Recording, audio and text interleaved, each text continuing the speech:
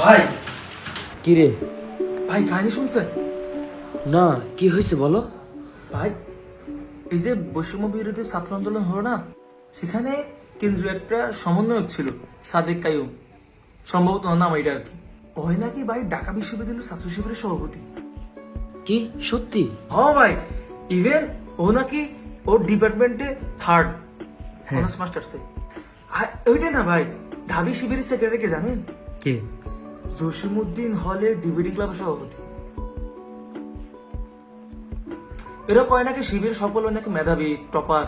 আমার কথা হচ্ছে যে ভাই, আপনার ডিপার্টমেন্ট আজকে রেজাল্ট দিল না, হ্যাঁ। আপনার ডিপার্টমেন্টে যে ছেলে থার্ড হয়েছে ও তো শিবির।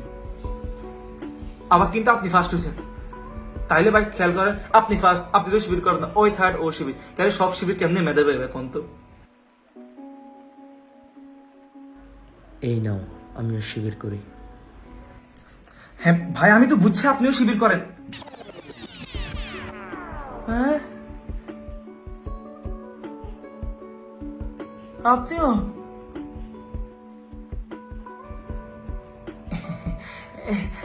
মানুষ মাত্রই শিবির।